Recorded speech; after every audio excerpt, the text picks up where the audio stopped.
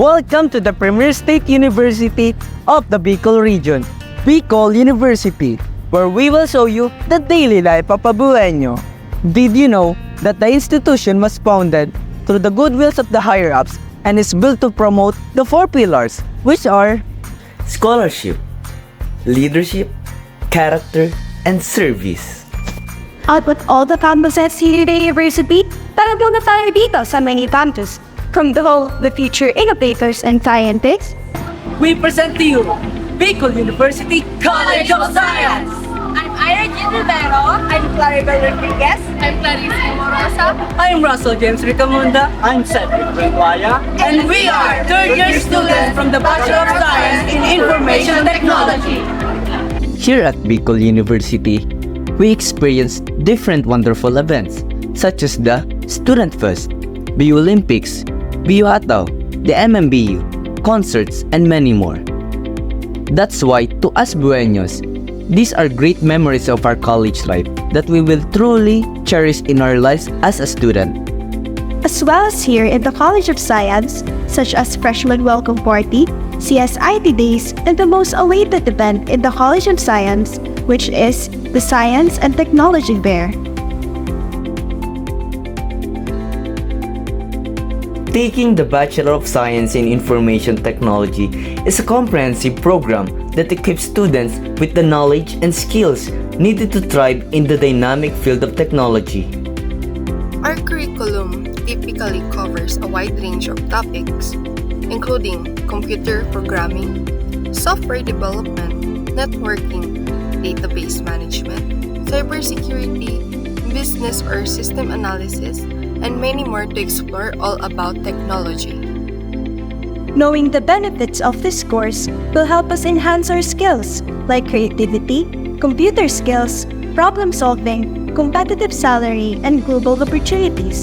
So, going on this journey of being a BSIT student helps us to enjoy and learn in life, as well as a future scientist staff ng bayan. If you're passionate about technology, BSIT is the course for you. As a BSIT student, we have come through a lot of hardships and activities here in our course. Pero kahit anong pagsubok ang daanan, ay pinagpapatuloy pa rin na lumaban at malagpasan ito dahil yan ang pasyon namin na ituloy ang kursong ito. Lahat kami desirido na makapagtapos sa Universidad ng Bicol.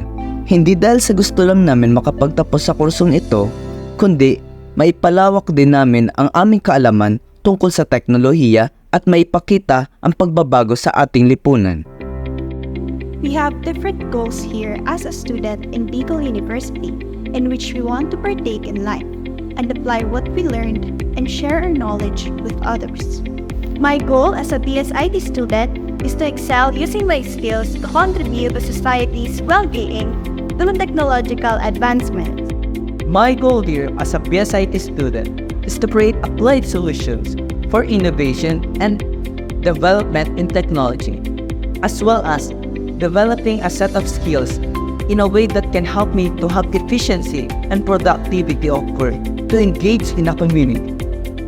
As a BSIT student, my goals include mastering programming languages, engaging practical application on IT concepts, and effective teamwork.